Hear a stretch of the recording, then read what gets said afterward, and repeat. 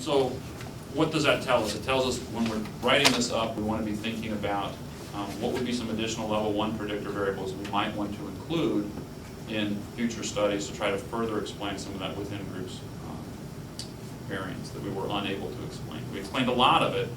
We had a really big within groups variance. We included mood and it shrunk it down, but there's still some significant variance left that we want to explore. Would you have to add level 1 predictors, or would you add more level 2 predictors to help us? Very good question. To reduce that sigma squared, that 5.61 value, has to be level 1. It's going to be the within groups variance. When we move to and these values correspond exactly to what's on the HLN output that I gave you on, where's that page? 12, the last page of HLN. So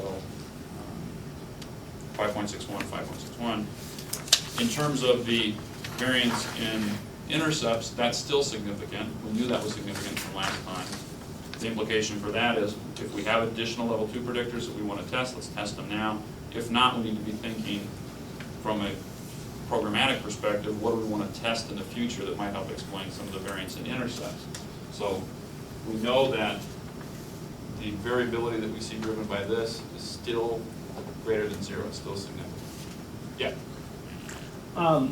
We've talked about this a little bit, but I mean, and throughout this entire process, you're looking at significance, but there's practical significance, there's statistical significance, and in Paul Bleasy's class, it seemed like in some instances you could be more lenient with the P levels, where you wouldn't necessarily, if you got 0.09 or 0.1 or maybe even a 0.2 in some instances, that wouldn't necessarily stop you from proceeding.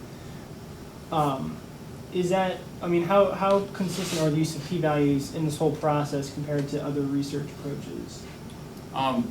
My experience is that it's been reasonably consistent. But you can make argument, I mean, I think if you've got good reasons, you can make an argument to adjust your p-values. I mean, we've made arguments. So like in other research, you could make a good argument why you wouldn't necessarily stop at 0.06. Yeah. I mean, we've made arguments when we're testing for interactions, for example, using moderated multiple regression, that given the statistical difficulties associated with detecting those sorts of interactions, we're willing to trade off a type 1 and a type 2 error, and we'll jack up the p-value to 0.1, but only for the interaction. In terms of the practical significance, you get a sense in some degrees of that with the quasi-R squares. These are basically effect size estimates, so it gives you a sense of how much of the variability that did exist in these slopes are we now explaining with the inclusion of this